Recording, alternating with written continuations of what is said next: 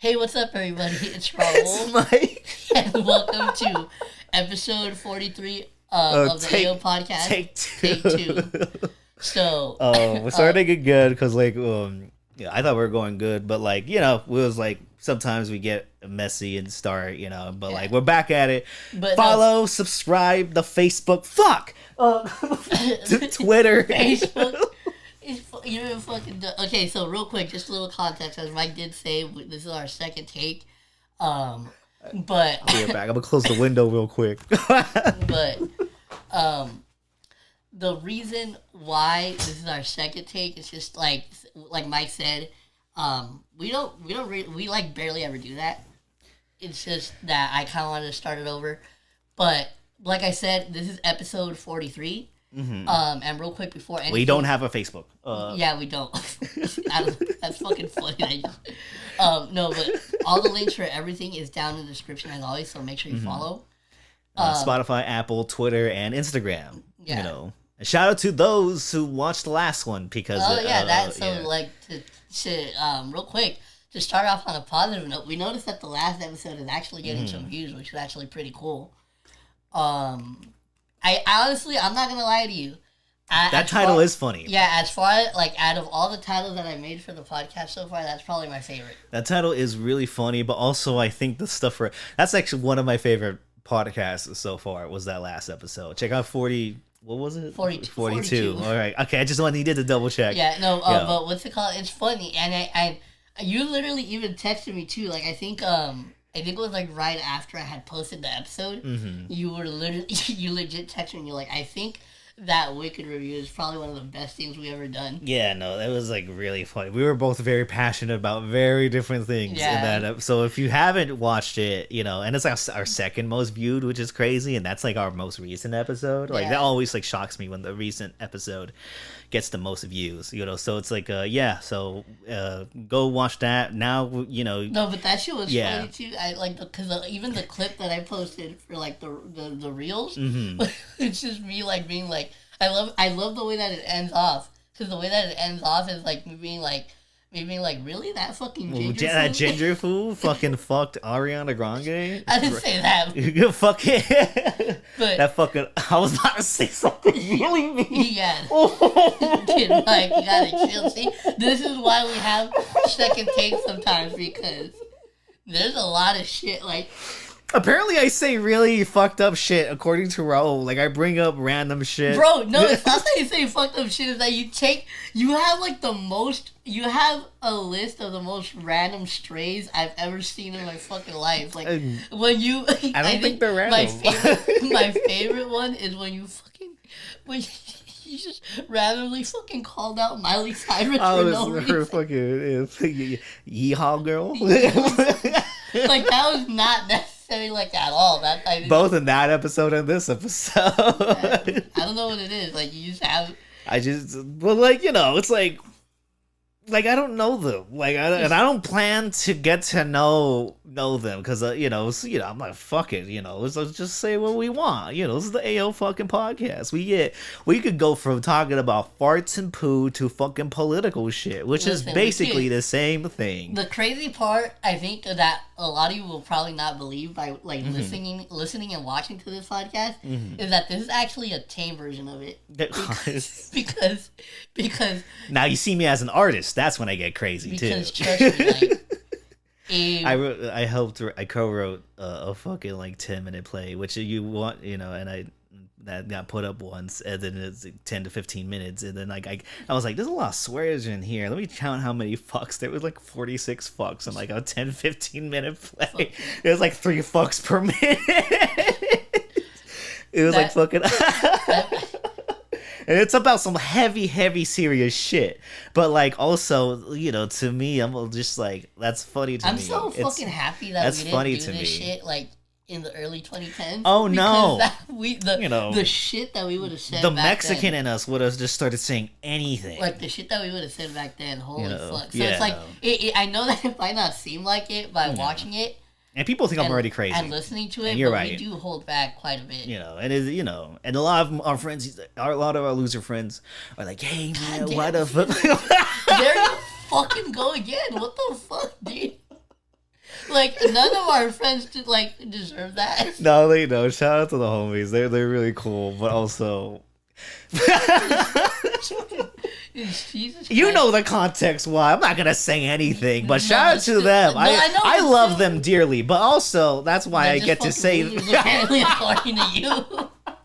Jesus Christ, Mike. No. I love them too. I actually love I love them that so we did much. A second take because I love them so much because we barely. I think we fully even get out the thing about following us. Huh? Did we even say to follow the podcast yet? Yeah, we did. We said follow them on my Facebook. Because I feel like in the midst of that, we started talking about other shit, and I feel like we didn't even actually finish it or say it. But regardless, follow all the links for everything is down in the description. Instagram, Twitter, and then you want to listen to us in non-video format. Yeah, and Apple then and Spotify. And Spotify. What Spotify had is a one video format, and it also has a missing episode too. Yeah, listen, Spotify is an interesting place for the podcast. Yeah, no, it's follow us on all that shit. But I fucking love. I do love the fact that we legit have one episode that's a fucking video. It's so funny. It's I like how you say we because that's mostly you first of all. But I mean, but to be fair, it's part of the episode. Yeah, bitch. we are. But I kind of like how scrappy this is. But it's so low key. I can't imagine those podcasts where it's a fucking big ass really imagine with five people in the back moderating us and stuff. Even I feel like I feel like we're gonna be on way more bullshit, and the bigger we get, because then we're gonna actually have a budget. Yeah, and cancel culture isn't real. So we could say anything and not we could probably get in trouble, but that doesn't stop us. Bro, cancel culture isn't real. It's not. The only person you got to look at to see that shit's not real is just Kanye. It's just Kanye, the president, and every streamer that has ever existed have made Kanye is literally living proof. Living with his fucking black. We didn't even talk about that. Honestly, the fucking black. The black hood. With DJ Academics, I'm we're living in a this is we have exceeded whatever South Park. Is gonna make fun of. This is literally legit out of a fucking South Park episode. What's going on? But I'm still excited for that. I'm actually really excited for that. Speaking of South Park, I don't think we mentioned it on the podcast yet, but some unfortunate news. The Kendrick and South Park movie actually got delayed until next year. Yeah. So it was going to come out July this year, but I think it's going to come out March next year. Yeah, I was low-key really upset about that because I was looking forward to watching that movie. But at the same time, the South Park movie got delayed a bunch. I think Team America, I don't think it got delayed, but they took them a while to make it. And Book of Mormon took 7 years to make too. They're always delaying their more bigger projects, and sometimes the show itself, but less so. And it always comes out quality, at least quality for a first time, And then it's but so I'm still excited for it. I'm not worried. I'm not worried because but also that new, speaking of the creators of South Park and stuff. That new season actually looks kind of fucking funny. Yeah. It actually looks really fucking funny. And I haven't been that. I actually just recently saw a bunch of clips of the COVID and post-COVID specials, which I thought were really funny. I love how Butters is Saul Goodman. Yeah, and it I thought that was really funny. You know what it is? I feel when it comes to South Park for me, with the newer seasons, because I'll be honest, when they started doing this in the newer seasons, it kind of turned me off a bit from the show. Yeah, because it's not even seasons; it's just movies. No, not the movies. I thought the movies, some of them are great, some of them are kind of meh. Mm-hmm. But the thing that turned me off about the actual show is when they started doing the continuous seasons. Yeah, where each episode it has that whole story arc. Yeah, it's trying to be a build up from the last episode. Yeah, because usually they never did that before. Yeah, it was just a one-off thing, and then it was on to the next episode. Yeah, or even then it's it takes the Imagination Land trilogy, which just 3 episodes of that. So it was literally a whole season that had a continuation story in it, And I was not. That was like between like 2015, 2016, right? When they started getting into like the 2016 presidential election. Yeah, I think so. Yeah, and even that was the one that had like the member berries and everything. Yeah, even they said like they kind of like, you know, they didn't think like that Trump shit was gonna go that far. So when they try to continue it, they had a whole different story they wanted to do. But since they try to keep up with current events, they moved back more, and they even admitted that like they should have like really thought more ahead of that, especially when they trusted like a major source of like the final outcome of the presidential election. Then it turned out Trump won the first time. In fact, he won twice. Is insane. But like yeah, but like they even said like, yeah, we kind of like, you know, that was like a very like stressful and like, you know, hard time for them, you know, and they wanted to go back to something, you know, more of the boys. That like for me that actually just didn't work. Yeah, with the show. What show like South Park? Yeah, it just didn't work. So. You know. I'm very because the fucking trailer for the new season does look great. It does look really good from the Diddy shit. Diddy flying in space, chasing them. You know what I fucking love? Like a small detail that I really love. Yeah. Like when it cuts to like the last frame of the trailer and it says South Park and the new season thing. Yeah. And then in like the song that you hear in the background, like the entire time it's Blame Canada from the movie, which you know is very.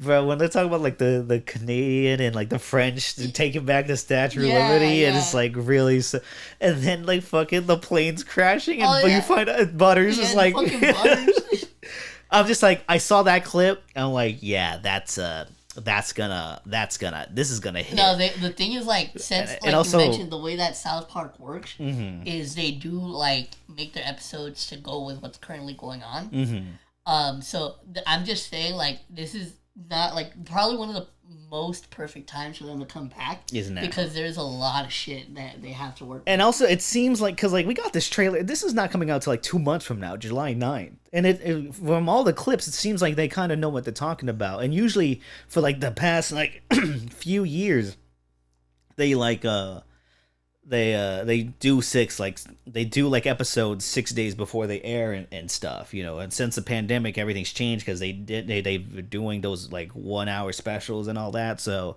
they probably have like a completely different process now of how they make South Park. So it seems like they're writing stuff more ahead of time. This is what it seems. I could be completely wrong. So like, if they have this much shit, like, and they're waiting for like the month, like just that date, I'm very excited to see like how much they're gonna come back like that, and then Randy gonna be basically Elon Musk, because like I'm just gonna take some ketamine and fuck up the government a little bit. Yeah. He's like, have you taken ketamine? If not, I think you.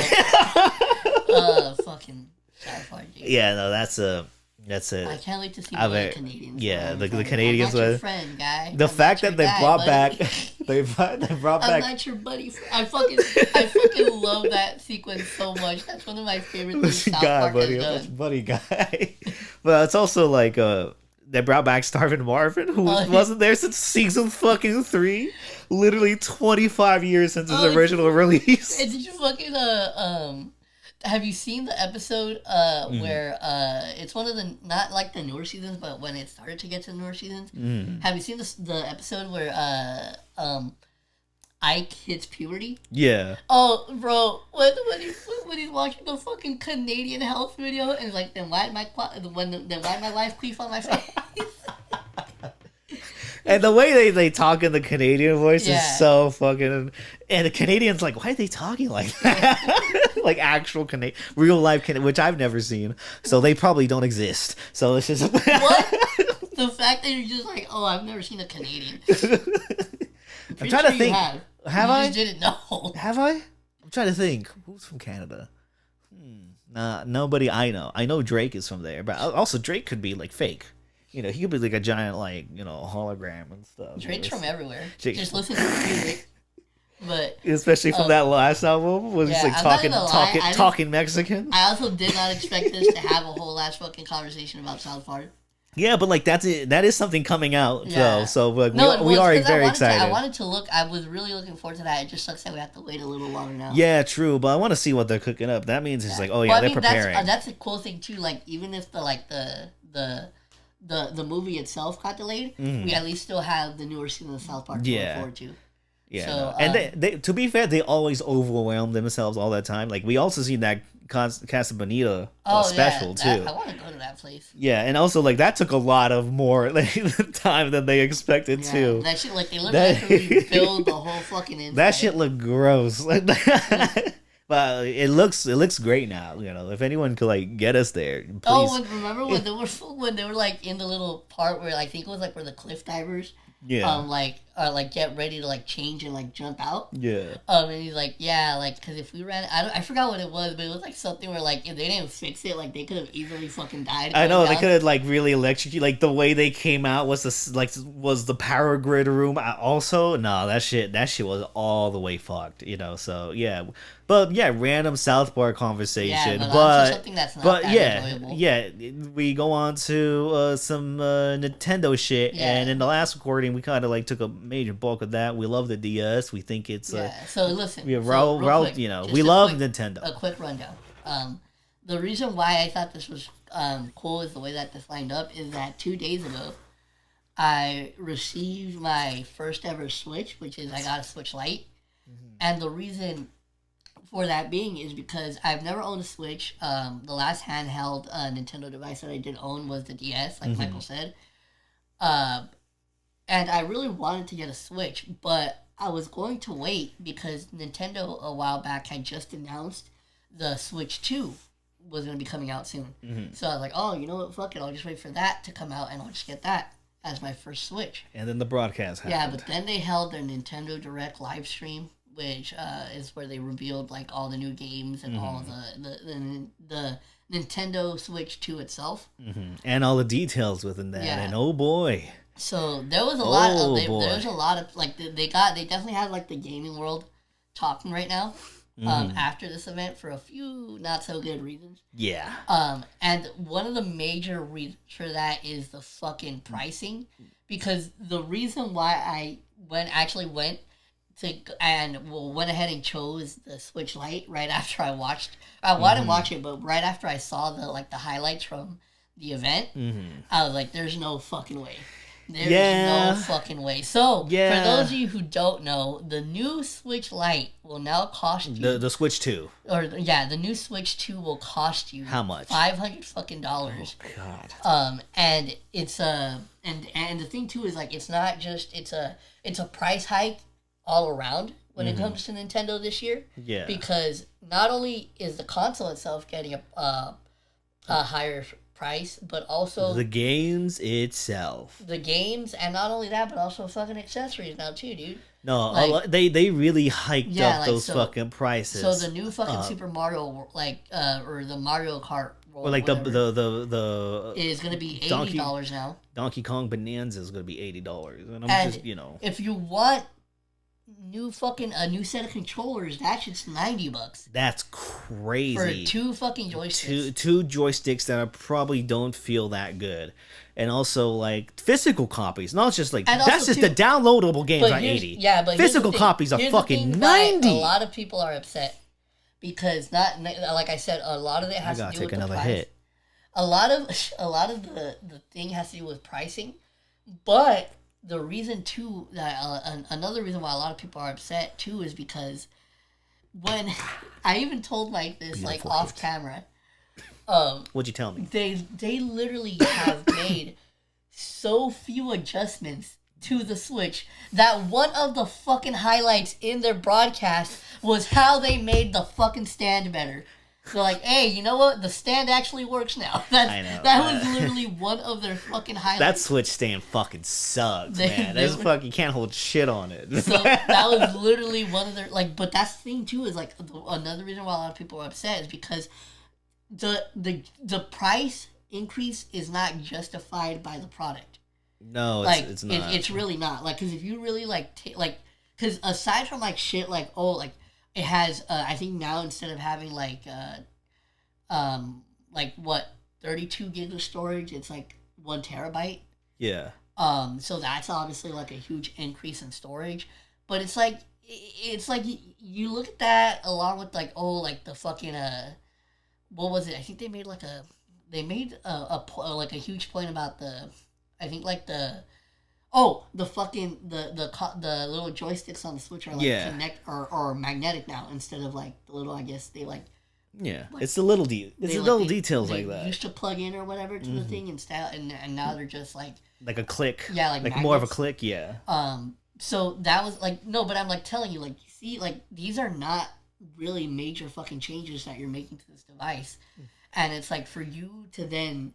Like, all right, really hype. Now this is because here's the thing, like yeah, sure, like the Switch 2 is also like it's super more high quality than the Switch because the Switch is kind of like, despite how beautiful it looks, it's still like a bag of ass, you know. It's like compared to other consoles, so now it's like capable to run like PS4 type games, but like I'm going, I'm agreeing with you. What the fuck? What are you attacking me? No, I'm telling you because it's not that even that like of you saying that it looks better. Even that shit's not even necessary because Nintendo already has a fucking OLED version of the original Switch. Yeah. So it's like too like also with like the console lineup that they currently have, it's like I genuinely do not fucking understand why somebody would get right now. That would like order like $700-$800 like of just spending for like 2 games, like a controller, and a console. Because here's the thing, I don't really see how. Because I don't really see how Nintendo could get like people, and they're greedy motherfuckers. I love Nintendo. They're greedy motherfuckers. People who have never owned a Switch device like me prior to getting the Lite, I really don't see how they're gonna grab them in and like ask them to pay $500 for a device that is essentially like the newer OLED version of the Switch is literally you can get that shit for probably like half the price. Yeah, like right now, literally half the price. And it's more more than half actually. Like probably. with games and shit that go with it too. Yeah. So it's like I don't really see. I just don't think that this was a. It's like dissuading towards like both the casual consumer and the gamers. Yeah. It's like nobody is like really happy, but like Nintendo is still standing like 2 toes down on this. Like these games are like big and like they're expensive to make. Well, like you make the profit by making it cheaper so more people could fucking buy it. The reason why I think this had because this had the gamer world talking a lot, and I feel like a lot of reason for that is speaking more on like the price of the game specifically, like a game like Mario costing $80, and then not only that, but then again we also saw that like fucking Metroid Prime, the new fucking GTA is probably gonna be like. People were speculating that's gonna be like $100. Yeah, no, like these are not. So it's like you see, because even with acceptable, just casually, like even over the years, we've subtly seen the increase in the gaming industry for a while now. Because I don't know if you noticed, but like from the 2000s to like late 2010s, we went from video games. Like costing a price of a new video game used to be $50, and that went up to like $60 now. So we're seeing like a $10 increase in price. Same goes with like the Switch or the new Switch, because I believe it's just it's $100 increase from probably what the original Switch was. Yeah.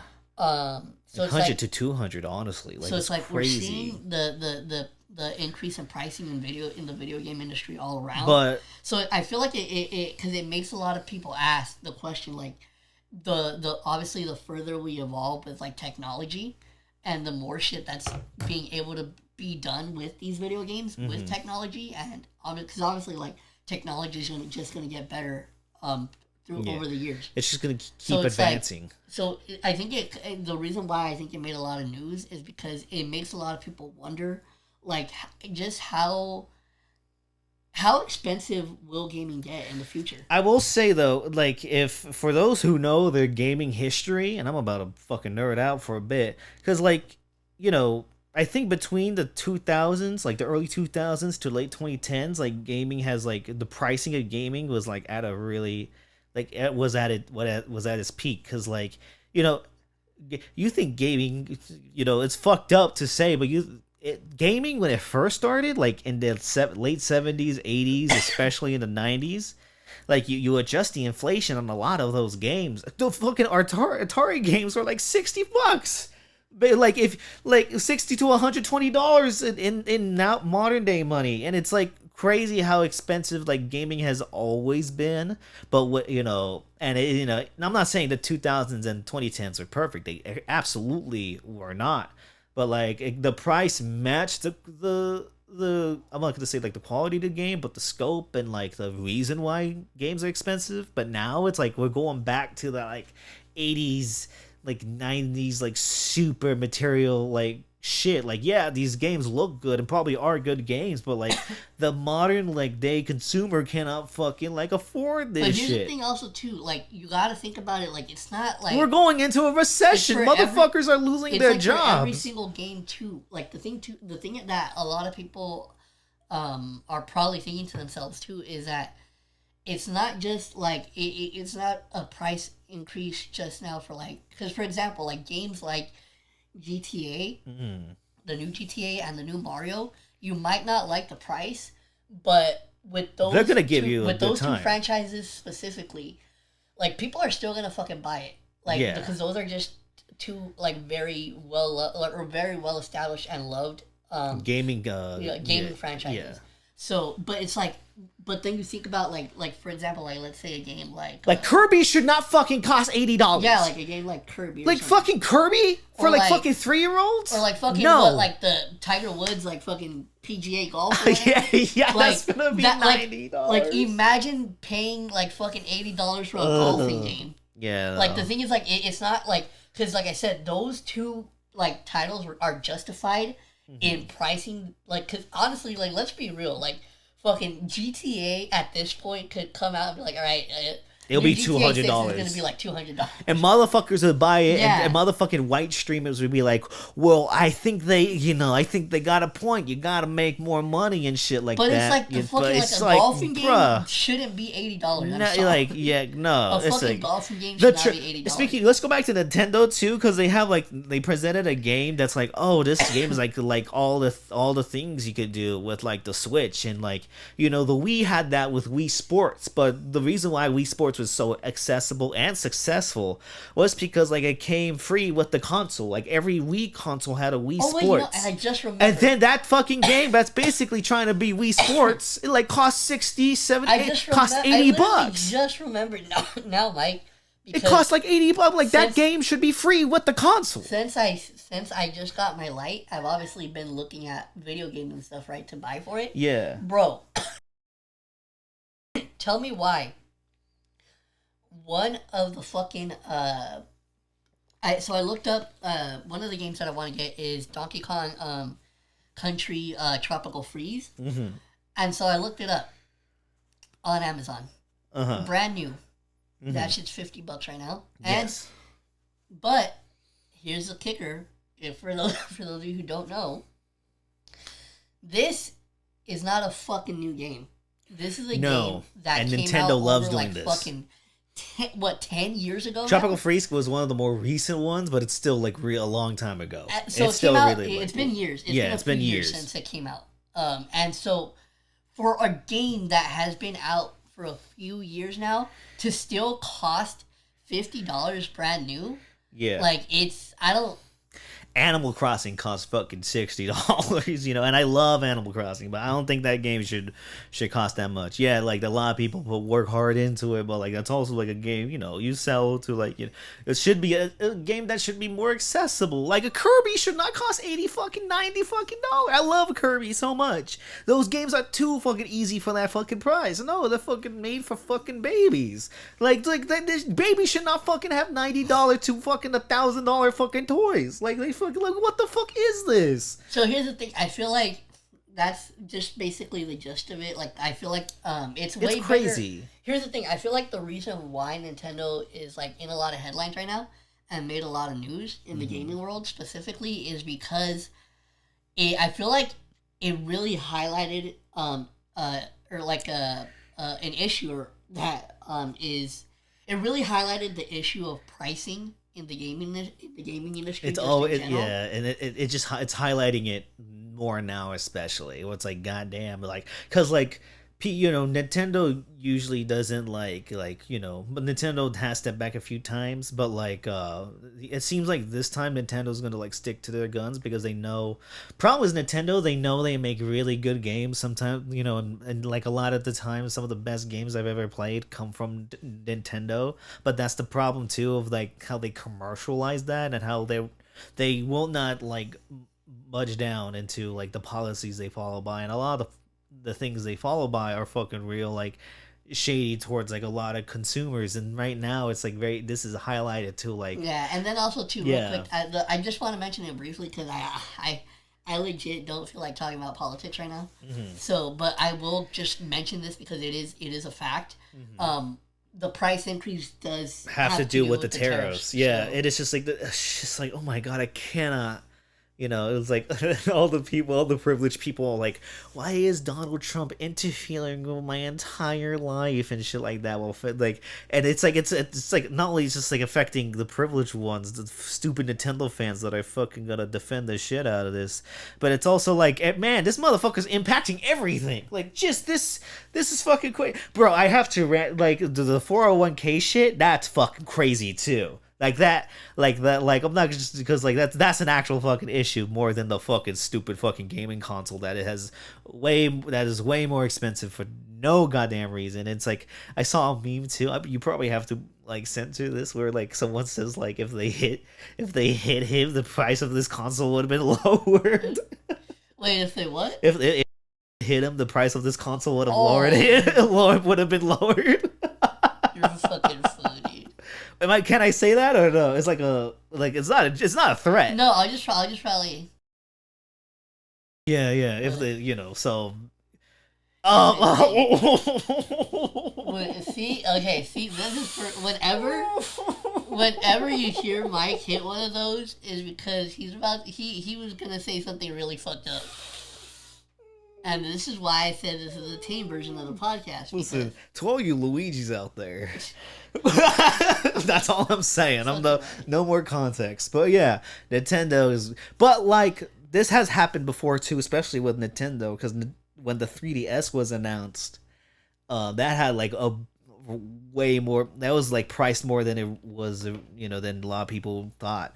But like when the 3DS pricing got the backlash, they like stepped down a bit. Like they lowered it a bit, and also because the 3DS was not getting like good like first time sales. And the PS3 was original 2007, 2006. Like, I don't know. Was $650. I don't know how tariffs work, but would Nintendo even be able to back down if they had a choice? That is true. It's like a different type of context. Yeah, because it's like, I feel like, at least, again, like I said, I don't really know necessarily how tariffs work, but I mean, it's not the power of Nintendo. It's more the power of the politics. I feel like it wouldn't really make financial sense to Nintendo to sell it at a cheaper price if they're going to get taxed more on it. Yeah, that is true. The taxing is really what like makes it more of a bigger than debate than a lot of, I think so, but like a lot of people don't think this should be like a bigger stand-in for the debate, but like it is something that is affecting price, and people can't even pre-order in the US or Canada because of the tariffs. It's like even the fans who are willing to fucking buy this overpriced crap for the right ahead. It's just like they can't even do it because like the tariffs are like we don't even know where the fuck this is gonna go, if this, it's just like crazy shit. It's crazy worldwide political shit that has to do with fucking Nintendo. I can't believe this shit, man. Basically, and also the PS3 was gonna come out during a recession, so like that was that's also a big context to that as well. So it seems like before recessions start, things get way more expensive than they initially do. So y'all, be careful. But like when the houses are low, get those houses, because that's gonna be the most. Mike's trying to say that eventually you'll fucking see us doing this podcast. It's just gonna be us standing, no equipment, just the fucking little mics that we tried that one time. That's all because we're gonna have to sell everything to fucking buy eggs. I know, it's fucking. But speaking of eggs, yeah. You're fucking stupid. I hate how good that transition actually works. I really do. Because we're about to talk. Would you like to talk about some funny games? I know how much you like funny games, and you, the audience, who most of the context of this, maybe the audience of the film world will probably know, funny games is a very polarizing thing. You want possible plot elements. You want Raul about to shit on shit for no goddamn reason, even though he has every goddamn good reason to, because this movie is as demeaning as it is such abrasive. Mike and I wanted to talk about this because I think it's an interesting discussion. Mike has been wanting me. I don't think there's been another movie that you wanted me I really want to know your opinion on this movie, because I really want to know your opinions. Context, like behind the scenes.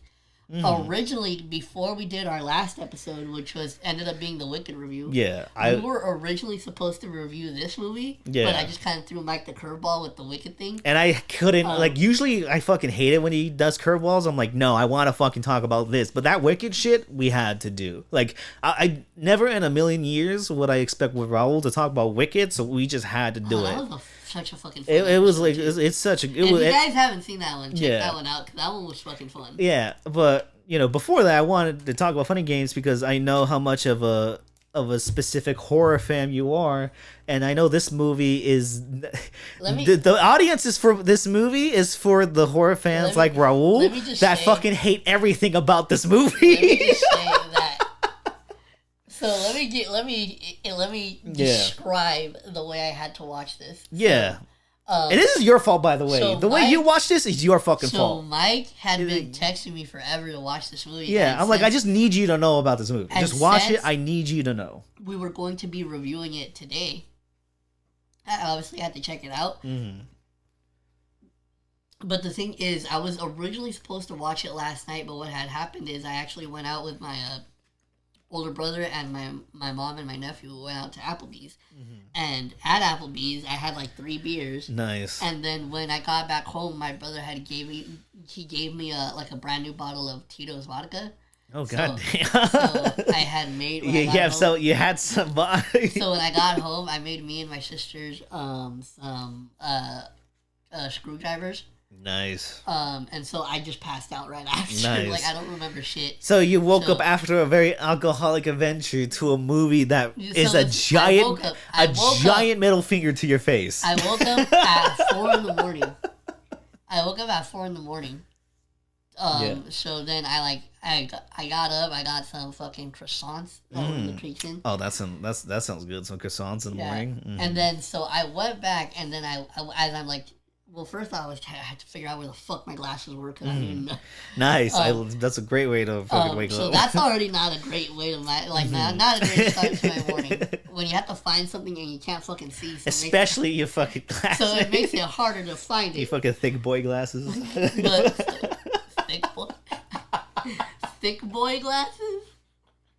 I don't think I've ever heard that term in my life. I'm talking about his lens, like how thick he is, his fucking glass. No shit, you fucking I just wanted to... But, like, thick boy... I've never heard that terminology before. You just, like, made up a phrase. But... I didn't think it was that deep. Thick boy... I fucking hate you sometimes, dude. Oh my god. It is a crazy sentence. I mean, it is a crazy word. So. No, but... Fuck. You're talking when you're waking up, finding your thick boy glasses. So I finally found my glasses, and then I was like, I immediately was like, oh shit, yeah, that's right. I have to watch this fucking movie because I'm gonna review it with Mike today. So it's about 9 in the morning. Honestly, as a fan of this movie, the worst way to fucking wake up to a fucking morning. So it's 9 in the morning, and I fucking press play on this movie. Yeah, and it starts off with the family driving. I bet like the music, like the German music that like. Wait, hold on, I'll go into it. Hold on, but by the time this movie ended, My fucking day was ruined. I'll just say that. Like this is. It is a day ruiner. Whether you like it or hate it, it fucking ruins your fucking day. It's definitely not a movie to watch in the morning. That's like, as a big fan, not at all. That's such a. But like, I don't know why this brings me. I'm smiling. I'm smiling because you know how much I fucking hate it. That's why. And you made me watch it.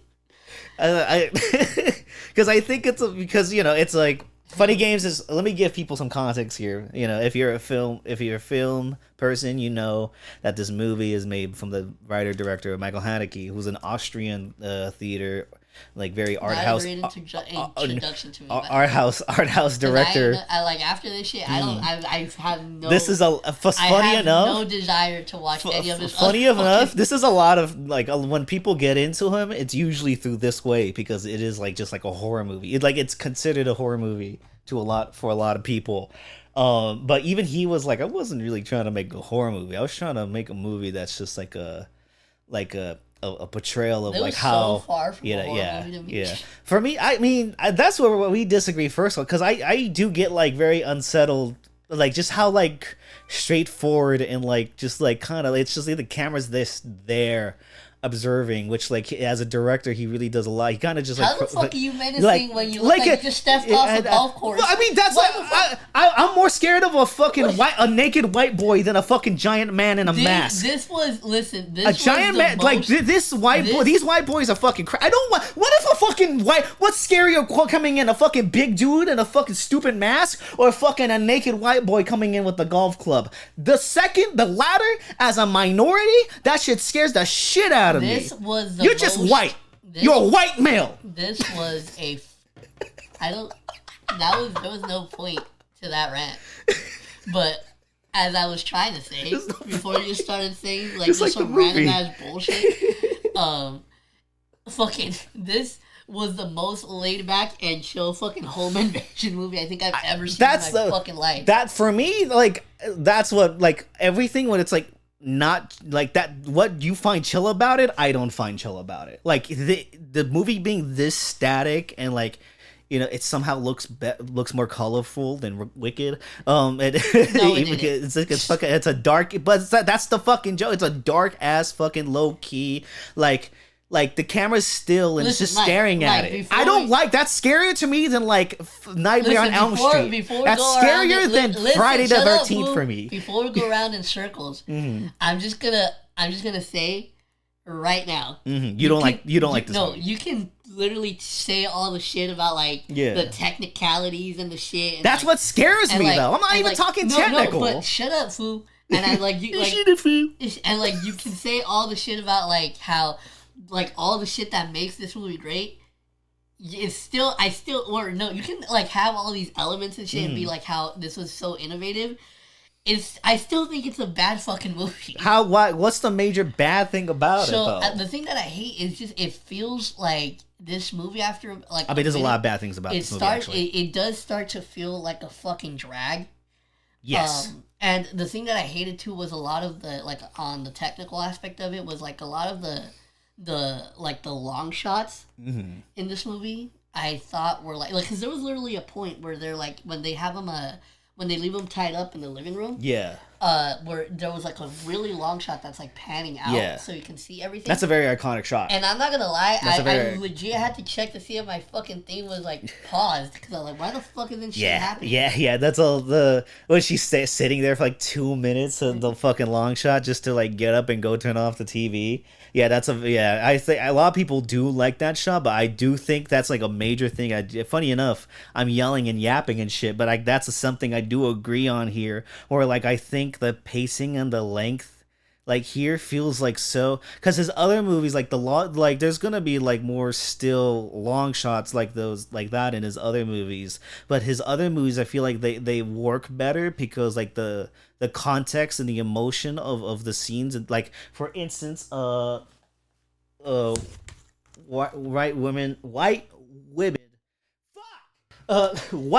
Ribbon And the piano teacher, I sorry to yell. That was scary. I kind of scared myself a bit. I'm gonna have to lower the volume on a lot of your like on a lot of you in this episode. I scared myself for a bit. Myself, but like those two, like you're those yelling two, a lot in this episode. I'm gonna have to lower the volume. I'm gonna scare you in like one of the. I'm gonna scare you. It's gonna be like when you're. It's gonna be even funnier like post edit because like. You know how you sound like when you're yelling, but it's gonna be that except like just like lower down. So it's gonna be like you're yelling from a distance. It's still gonna be like fucking but like in those other movies, I think he does like those long shots have like a better meaning to them. Here like a lot of people think this is one of his best movies. I disagree. I still really like it, but I do really think hate that this is a director that you really love. I this think is the movie that you told me to watch from him. Listen, because I think first of all, I think because like the context I'm going to tell you how you feel, how I feel is like like it's an even amount. Like there's as much people who like this movie as a lot of people who fuck it. There's people as far as the director wise, like for this. Because here's the thing, it's sadly one of his most accessible works. You just said that you don't even think it's his best movie. No, I don't think it's his best. So it's like the fact that you chose this one because you're right. It is really divisive and it does make for a good conversation. But as far as a movie goes, this being the first movie that I watched from him, it does not leave me with the desire to watch any of his other movies. Yeah, and like I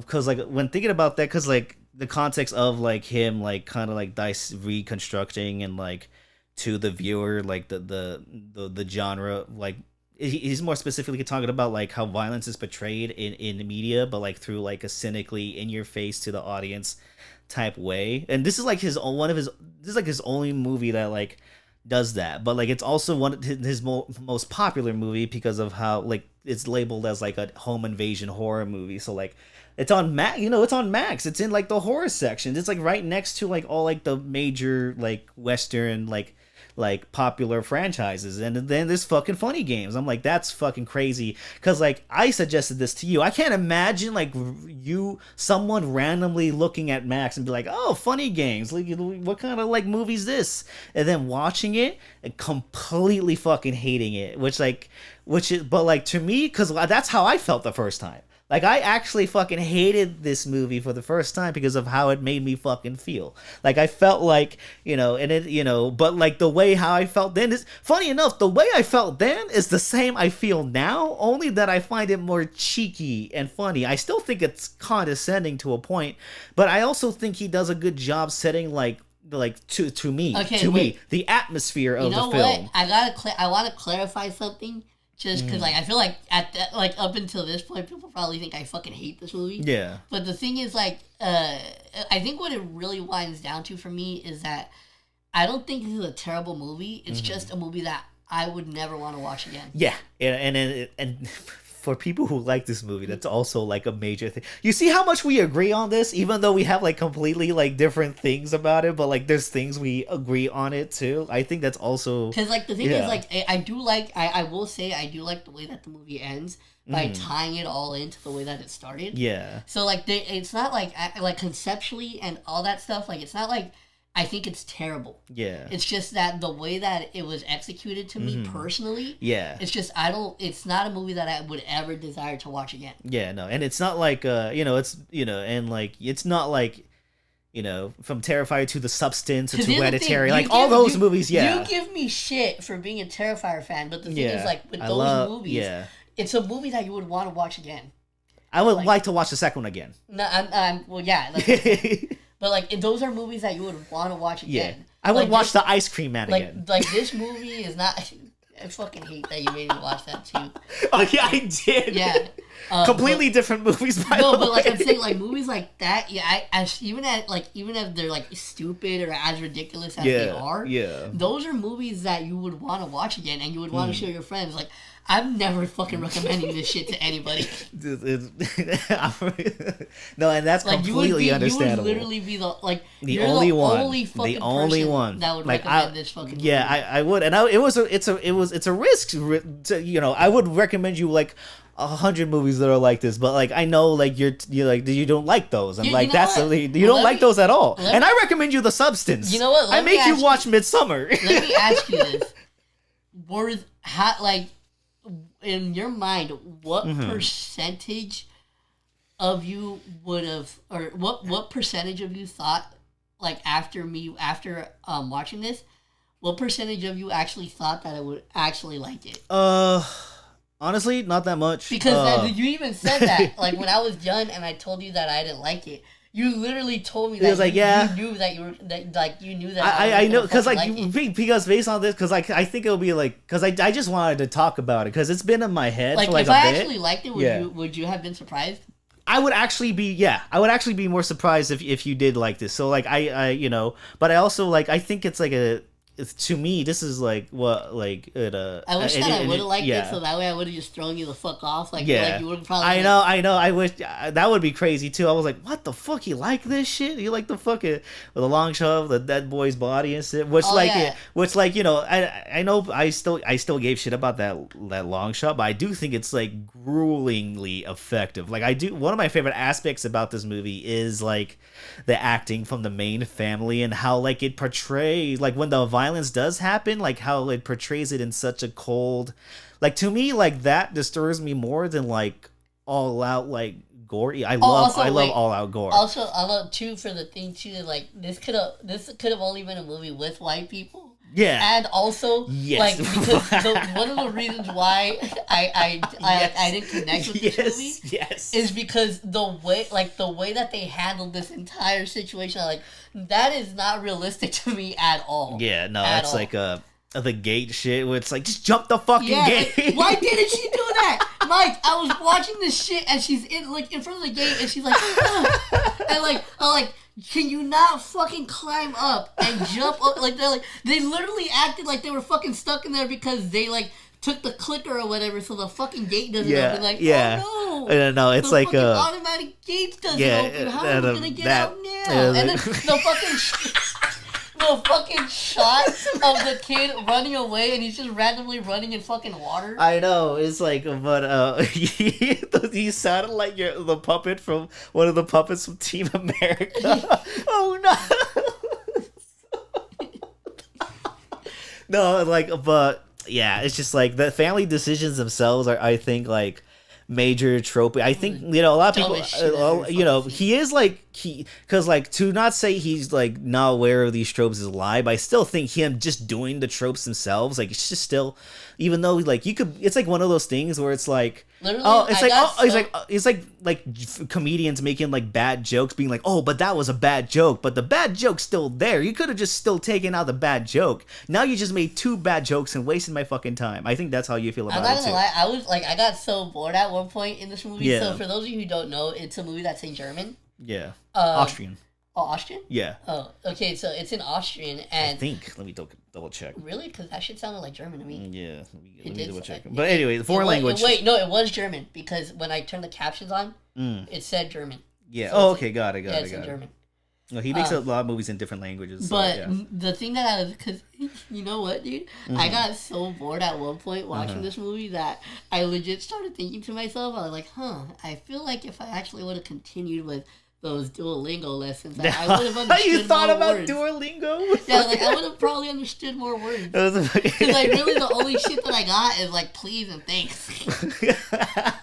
And you're like, I'm gonna go to Germany now. And it's like but I do think like he is playing on tropes, but like my argument is like he still does the tropes anyways. So it's just like if I go to fucking Germany right now, like all I could ask for is fucking bread, water, and wine. I'm be like the American Jesus. No, fucking. Shit. The American Jesus?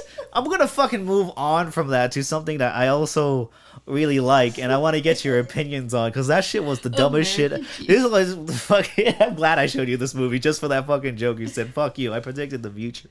Yeah, but like, I do think like.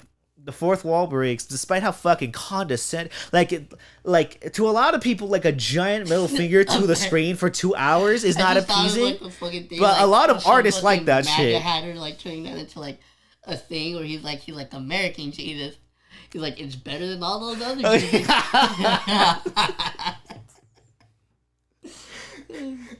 I hate that that's something that America would definitely do. I know, he's like, hey, Jesus, not as good as my Jesus. Bro, if you fucking went like down south and talked to a fucking redneck, I guarantee you they would probably believe that shit. Like if they were like, hey, do you know that? Like he's like, how do you feel about like American Jesus down opposed south? To just walk down the block. Like how do you feel about like American Jesus as opposed to Jesus from other foreign countries? Like, well, let me tell you, like American Jesus is the best Jesus.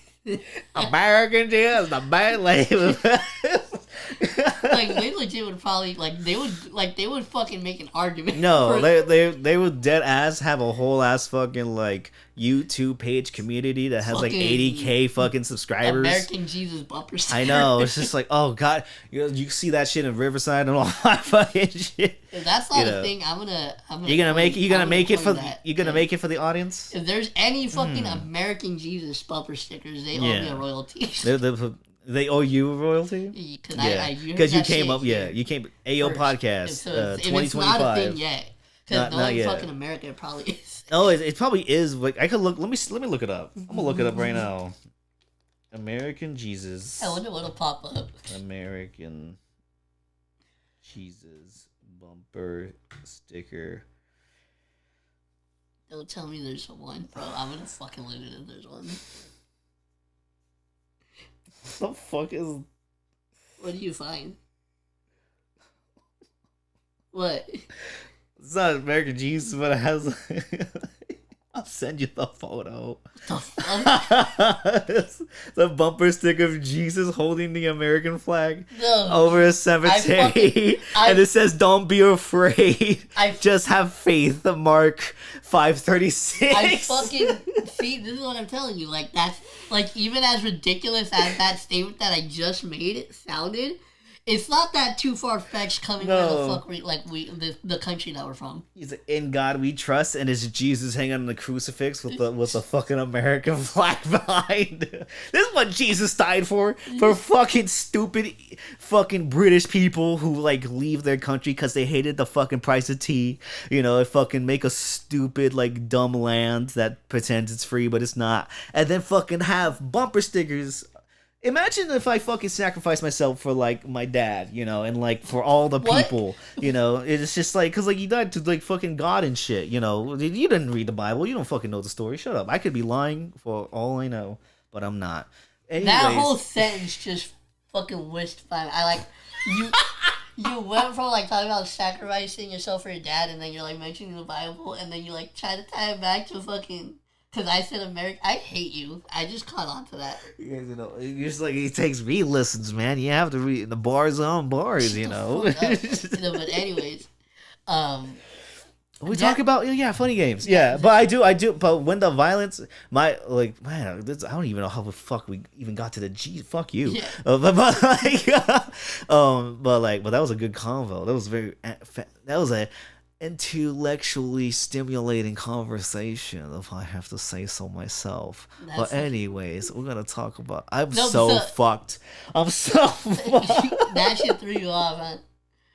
Oh, I think I took a little more than I can chew. But we're going back. The violence in the movie, from how it's even shot, even the gunshot to the kid, like you hear it in the other room, and you just hear the screams while he's making a fucking sandwich. That terrifies me. Speaking of the kid, I will say he was probably one of my favorite part of this movie because let me tell you, bro, in the beginning when they finally the jig is up and they finally realize that they're getting kidnapped. When he fucking hits the dad with the golf club, I think, and then he falls down, and the kid tries to fight him. Yeah, and he's on the ground next to his dad, right? See this motherfucker smack the fuck out of the kid. Bro, I literally fucking rewound that part. You know what that reminds me of? That's like some Art the Clown shit. I rewound that part so many fucking times. You watching fucking the director of Terrifier, he's like, I love this movie. He probably does. He probably does, you know. So, but even that smack, just the condescending, the villains and the director, basically being this is what making the audience feel like his goal was like to make the audience feel guilty about like the violence they're seeing, and like they're only a good person to like shut the movie off, basically. And then he like smacked the kid again too. Yeah, and then like he's like, look at he's like his name's Tubby. We call him Tubby. He's like, I'm not called Tubby. Oh yeah, he kept calling him Fatty. The fucking fat food. I think like the villains are like funny too. I think they're like hilarious. I also like the fourth wall breaks it does, despite like that makes it breaks movie. I think the most famous scene also in this movie, not just like the one shot where they leave the kid and like and all that, but like also the rewind scene. Like where like they finally shoot him, but he's like, "Where's the remote?" He gets in, rewinds the whole fucking movie to like the place where she gets the shotgun and that. When I first saw that, I legit was like, I fucking hate this movie so goddamn much. What the fuck is this fucking literally like plays you to like this is the most anti-cathartic movie you could fucking watch. Like this, like it brings you no satisfaction to this movie, but like that's also why like I kind of like admire it a bit because of how it's executed. I'm looking at executed of what's the intent here, and I like the intent and I like the execution of it. That being said, if you're not looking for that, I will say, you're gonna fucking have your you're gonna hate the shit out this movie. One of my favorite pieces of dialogue from this movie is when they have him sitting down on the couch, and it's the two of them. They're sitting across from the family, and I think the dad asks like, "Oh, like why are you doing this or whatever?" And he fucking goes the fucking one of the dudes that's the home invaders, the guy, the Drake's white cousin. Yeah. Huh? What? Huh? Hey, that one motherfucker looks like he could be related to Drake. Who? The other fool, not the fat one. Oh, the main dude? Yeah. I was like, I'm not gonna lie. When that motherfucker came on the screen, I was like, is that Drake from Degrassi? He does look like Degrassi Drake. He literally looks like fucking like a really whited out like version of Degrassi Drake. I was like, if you fucking smile right now, like yo. Put him in a wheelchair. I want to see something. It'll be like fucking the reverse of that fucking picture Drake did. I was like, damn, a fucking Drake white face is crazy. Man, we always saw like what the story of OJ brought. Let's reverse that. I legit I could not get that shit out of my head when I first saw him. I was like, this motherfucker literally looks like Drake from Degrassi. Oh my god, he kind of does. I'm not bullshitting either. Like I'm actually surprised that you kind of agree with me because I thought you were gonna be like, what the fuck? Like, can you put the two pictures up and get the? I'm gonna do that. Get the whitest Drake photo you can. I'm gonna fucking put two pictures up right now. If you're watching this on YouTube, it's not no bullshit. He literally looks like he. I feel sorry. Honestly. Hey, you know who he probably is? He was probably like he could have been fucking Drake's stunt double. They just browned him out a bit. Browned him out is a fucking wild statement. Browned. That sounds like some shit that I don't want to be a part of. Like they did back with every like he could be like a fucking he's like, hey, it's like I got like the skin for this is like what a dark you a little more. No, but yeah, the white director's like, let's darken you a little bit more. So the white Drake on this fucking whole dialogue about how the other dude is apparently like he comes from like a fucked up family and apparently he fucks his mom. And then they're like, oh, I was just bullshitting. I was like, what the fuck was that whole fucking... That shit threw me for a fucking loop, dude. That fucking piece of dialogue right there, that was great. That was fucking... He's like, I'll fuck with you. He doesn't fuck his mom. He's like, Tubby, right, Tubby? Don't fuck. I like how he calls him Tubby. I like the fat phobia in here. I think it's really funny. But like, I do like all the performances here. I think like, despite how stupid the family is, I think the actors are really, and like they look like really worn down, just like fucking acting very emotionally in that those vulnerable situations might be stupid, but I can't discredit the ensemble here. I think everybody did a really good job, and I really like the fourth wall breaks. But like, this is also when this came out, like when it first premiered at Cannes in 1997, which is like a famous art house film festival, and like fucking like half the audience walked out. Like literally, people got up and left, and then the people who stayed cheered. The fact that this fucking movie came out the year I was born. Yeah, no, it was like it's a very old, even 25 years later, like even like. Fuck, when were you born? 97? How old are you? Fuck. Fuck. I'm like, you're not fucking 25. What the fuck? We just hung out for my birthday, you fucking... I'm 28. 28? Damn. You're a fucking dick. But... Yeah, so, but it's a very classic, iconic old movie. To like wrap this up, sorry for the Funny Games fan. Yeah. This probably was the most egregious, awful conversation about the movie we could have. Hey, but listen, like, also, if you heard any of our other like fucking movie reviews, you should be used to that by now. But also, like in Funny Games fashion, just like fuck you. So but like I really enjoy this movie, but like also I agree with a lot of the reasons why you don't like this movie. I think. Also, the fact that if they were to have made the funny part that that kind of cracked me up at the end of the movie. What?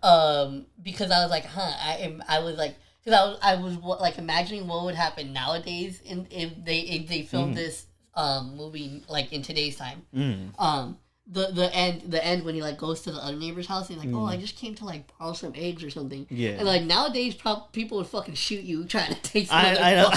Yes. That is true. He's like, no, you're not gonna borrow my fucking eggs. The fuck, this shit. These tariffs, man. The bird flu and shit. Like fuck that. you. I was like, damn, that would have like fucked their whole shit. I know. Like they couldn't use eggs this time. It's funny enough. He did remake this movie because originally he wanted to make it in English, just to like say, goes more towards like a fuck you towards like the American audiences and their view of horror. But like he didn't have the money, so like he just made it in Austria and Germany. But then 10 years later, he made the movie again with like American actors, all with an English cast. It's literally a shot by shot remake of the original, just like the actors are speaking English, because he was like, I wanted this movie in English and I got this movie in English. Wait, so there's an English version? Yes. Shot by shot remake. Everything's the same except the language is different. Bro, then why didn't you just fucking tell me to watch that one? You know how much I had to literally, because I knew I had to strain my fucking eyes to try to see those fucking white ass subtitles, and it doesn't help that the movie's bright as shit for like the first half of it, so I can't even. For the most part, I didn't even understand what the fuck was going on because I couldn't read what they were saying. So now you're telling me because it's the better version. You just said it's a shot by shot fucking. It's still better. I fucking hate you so much right now because you made this experience that much more difficult for me. Good. The fact that I could have easily just watched the English, fuck you, dude. I could have watched. I could have been more. I could have actually probably understood more what was going on. No, it's a pretty. But like also the other one's like hard to get. I don't think you even like rent this shit. Like somehow like the German version is like more accessible than the fucking other version. I have to look into it though. But yeah, but I do think it is. Like I think the acting is stronger. The acting in the English version is not as good, and like it's funnier. Wait, is it the same actors? No, it's not. It's like very different actors. It's like very different types, and I think it looks better too. Like it's like I think Funny Games the remake, it's like fucking kind of looks like shit. I kind of don't like the remake of it. You know what? If you was honestly just saying fuck you to like the audience, you know what he should have done? What? Just because it would have been like, what the fuck? Like this shit doesn't make any sense. Like just that giant asshole on the screen. No. Fucking idiot. The fucking you know how like they switched out the actors for the American version? Yeah. They should have just said fuck it and like replaced the parents and then just kept the German child. So it's just like it's just like it's just like this English family that has a German kid. It's like the same kid, so like it's like he's like a teenager and shit, but like he's still playing like a 7-year-old. Just have it be like a fucking little German kid, dude. Like he's like, this is why the fuck does these like American ass family have a kid that only speaks German? Yeah, they don't acknowledge it at all. Like the movie that would have been fucking great. Like he should have just done that. You know, yeah, but like, yeah, I do like this conversation because like, and just like never acknowledge it. Yeah. Yeah, sorry for Funny Games fans, but like we like this review. I thought this was a very hilarious time, and I'm glad. Despite how much you don't like it, I'm glad we still did it because I think it made for like a very funny convo. Because I think, first of all, I went all over the place because I got a little too blazy. But wait, to wrap it up, so. But we agree on everything. Yeah, we just have different reasons why. I'm gonna give my score in there. Well, actually, no, you give your score because you gave it a 4 out of 5. I gave it a 4 out of 5, 8 out of 10. Like and this is coming from someone that hated it from the jump. But like Well, you said that this was your first, like when you watched it recently. You said that was your first time watching it since the first time you watched it. Yeah, this is my second fucking time, and I remembered a lot of things about the movie, which to me like. I even told you this off camera. Like, I don't understand how you watch this once and and even people who like it don't like. But like, there's people I follow who watch it like 7 times. I'm like, oh fuck no, I can't fucking. Oh, those people are fucking. The psychos. Never introduce me to those people. Psychos. It was like Psychos, just like this director, you know, and like having watched more of his work, I sort of more appreciate towards what. The artistic stance and balls he was going for. Not to mention, I do like the elements of like I love how, like to me, its static, unemotional, cold nature affects me more than like most of my other favorite horror movies. Like the only other movies that have like felt like made me so like queasy like is like fucking The Thing. Like and The Shining, like I like the way it makes me feel like is like matches the aura of those, but there's elements here that I do think, you know, it's it could have been cut down. It could have been cut down. It could have been cut down. I think you could have cut down a lot, but like I think it could have been cut down a little. But this like movie should not have been 2 hours. Yeah, no, that's a big critique of mine too. But I love the acting. I love the look. I hate how it makes me feels, but everything about it I adore to a very very painful way, but I just admire it too much. I admire it. I love looking at it. I think it's an achievement of the achievement of a giant middle finger to the audience for 2 hours, and I like giant middle fingers, you know. So it's just like yeah. But yeah, so I give it a 2 out of 5. Yeah. At least it's not 1. No, okay, at least it's not a 1. So listen, but real quick before any of like you fucking psychopaths that like this movie, come at me. I want to kind of like give a quick rundown of the way like my rating system works. 1 is just a complete trash ass, garbage ass movie that I would never want to watch again. Would you watch Emilia Perez like that's what I was about Funny? To say. Emilia Perez is like an example of like a 1, like a 1 type movie. Yeah. But like a 2 to me is like a movie that I'm still not. I would never want to watch again. Mm-hmm. But I did at least took something away from it. Like there's stuff that I liked about it. It's just a movie that I like. I like how one of the parts you like it was like him like talking about how like he fucks his mom and shit and then lies about it. Because that shit just threw me the fuck off, dude. Like out of the dialogue that I could actually fucking read, that was the one that I was like, what the fuck?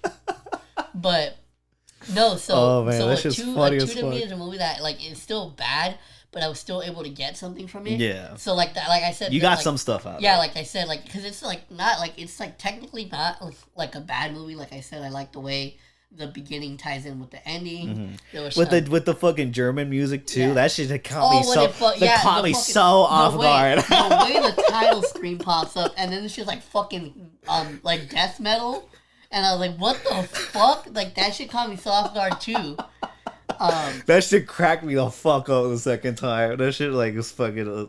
it's like the most non-jump scare you could ever fucking like watch. It's like you see it coming, but the music is what kind of fucks everything up for it. But then, but like that was so funny. So then like it basically goes from a 2 to a 3, which is a movie that I liked, and I'll probably I'll probably watch it. I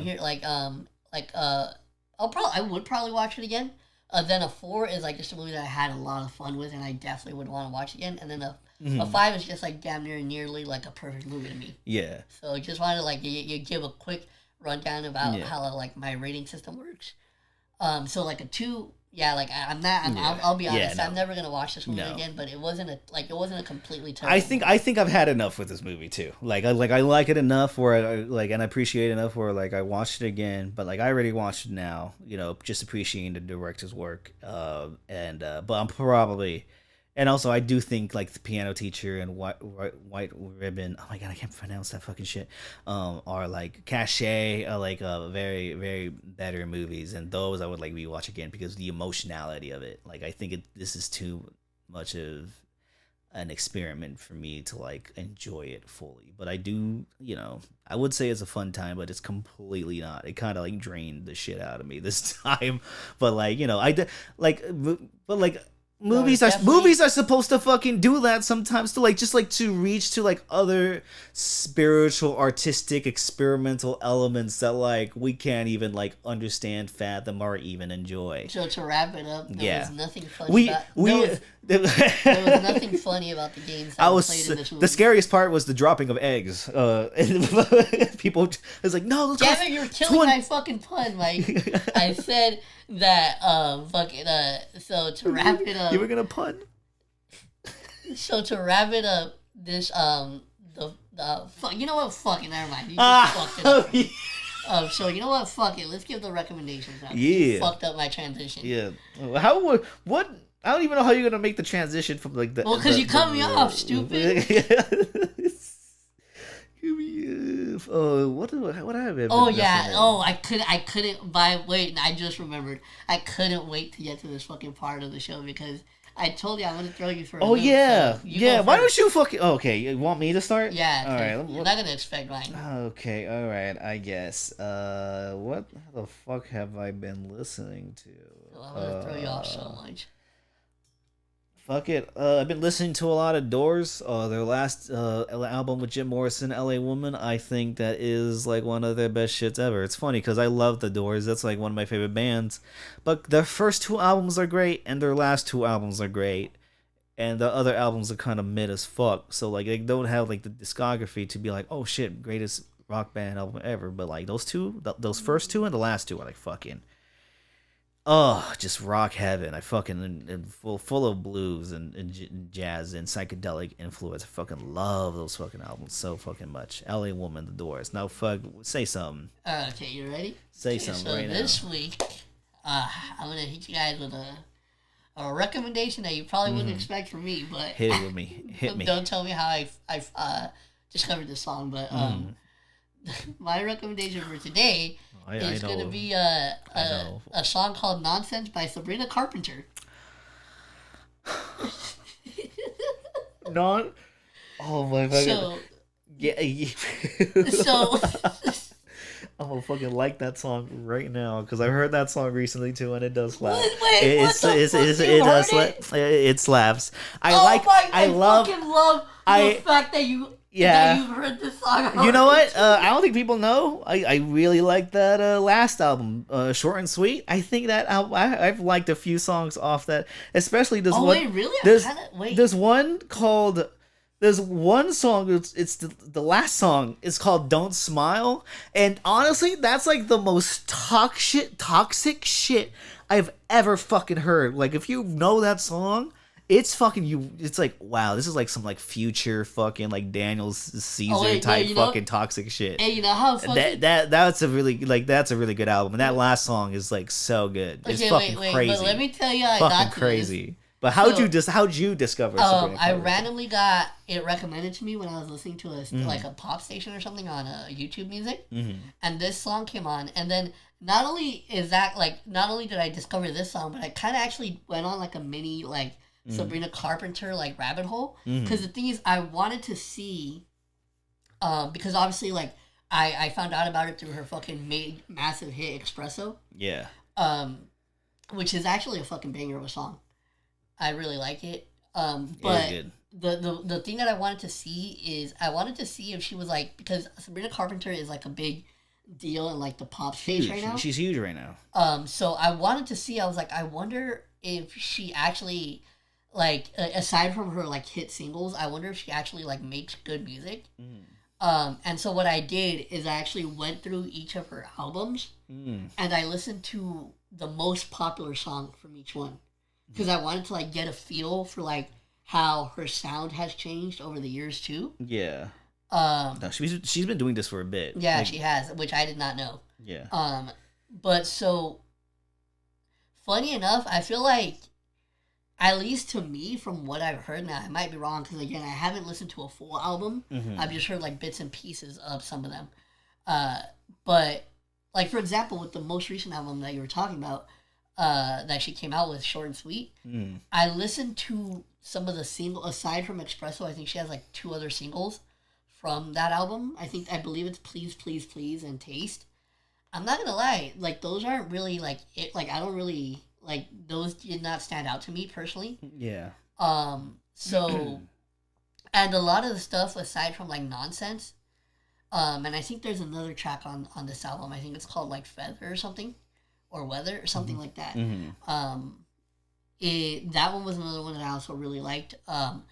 But yeah, like aside from a few songs, like I said, I would still have to listen to a full album to be like, like to be able to definitively say this. But as of right now, like she's like a good artist. Don't get me wrong. She can obviously make like hits, but at least to me, that recent album is good though. I do suggest it. At least from what I'm hearing right now, like it there wasn't much that stood out to me, but I will go back and listen to the full album, just so I can get the context. But no, so I really like that. Don't Smile. That's another recommendation here. You know, you heard it here first. Don't Smile by Sabrina Carpenter. This is from her the Nonsense is from her 2022 album Emails I Can't Send.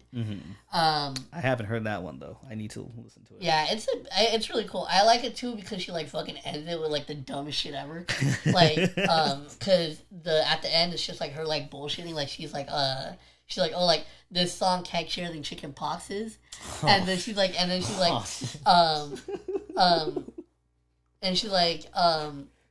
she said something about how like I left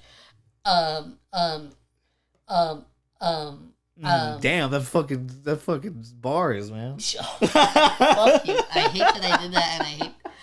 So there's another part where she's just like something about a sock. I would have to hear it again, but it's something about how like your place or something. That's where my other sock is. What the fuck is that? It was like a really dumb way to end it, but she was just being goofy like at the end of the track. I just quirky. thought that thing about the sock threw me the fuck off when I first heard the song. I'll definitely look up the sock line. Yeah, it's pretty good. You know what I liked about it musically? The thing that I really like about it musically is that it starts off with a guitar riff, and just the way that she even comes onto the song and the flow that she's using. Yeah. It gave me like a lot of like reggae undertones, especially with the way that the guitar's played in that song. And I will say, a lot of hip hop and pop hits do are toxic as fuck. For the most part, they do like to use a lot of bass. But you know what? This is actually one of the few songs where I feel like the bass, to me, at least to me personally, kind of took away from the song. Yeah. Like I really like if she ever comes out with like an acoustic version of this song, like that's gonna be my shit. Because to me, because the thing is, it like the song transitions from like the bass to back to the guitar, like whenever she gets to the chorus of the song.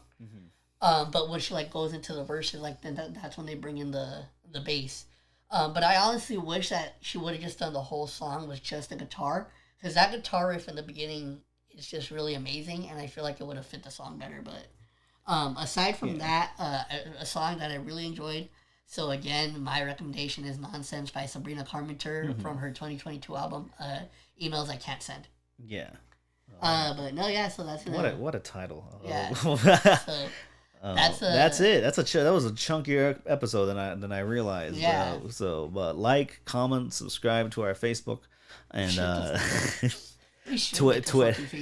I honestly, that's probably. I mean, if we have a fucking Blue Sky, why not? I know it probably would be like the most popular one because all the boomers would be like, "Ha, it's funny." And shit, I'm gonna do that. You make a Facebook account? Yeah. Oh my god, all my family members are gonna fucking follow it. Fuck you. The AO Podcast Facebook. So make sure. Coming soon, I guess. Oh fuck. Oh, that's gonna be crazy. We will see you guys in the next episode.